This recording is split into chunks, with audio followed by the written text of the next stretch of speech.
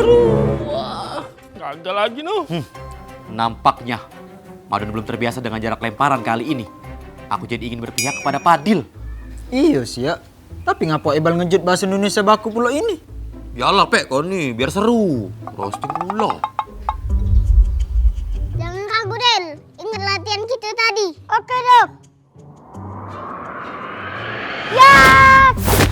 Hai, tidak masuk lagi. Nah, karet yang sebelumnya dilempar Kak Madon, ngapa tidak diambilnya lagi ya? Karet yang gagal masuk dalam paku itu, Pak, ikut jadi taruhannya juga, Pak. Siapapun duluan yang pacak masuk ke dalam paku, dia bakal ngambil seluruh taruhan dan juga karet yang gagal dilempar. Cak itu peraturannya. Sekarang aku tidak tahu siapa yang bakal menang. Bubu, Kak Madon mengeluarkan seluruh karetnya. Nah, ceto ini ya. Amadon yang menang, ah. Madai, dengan karet sebanyak ini, katik yang masuk.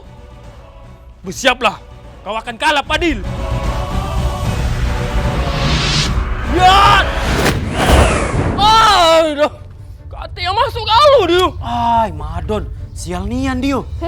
Faktor angin kenceng ini yang buat Kak Madon tidak berhasil. Kurasa Padel bakal bisa menang juga dengan keadaan angin kenceng cak ini. Manu karet Padel tinggal sikok lagi puluh. Padel, gunakan teknik terakhir. Oke, Dom. Ya! Hah?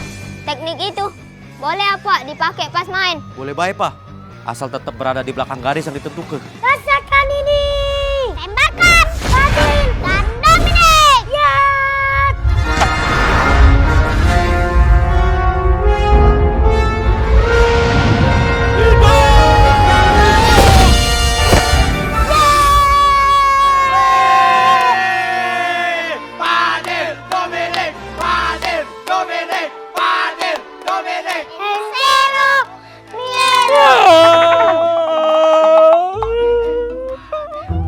Kurang ajar nih Dek, karet untuk jualan nasi gemuk kau dimakan sama budak-budak ya. Ampun Nyai, ampun.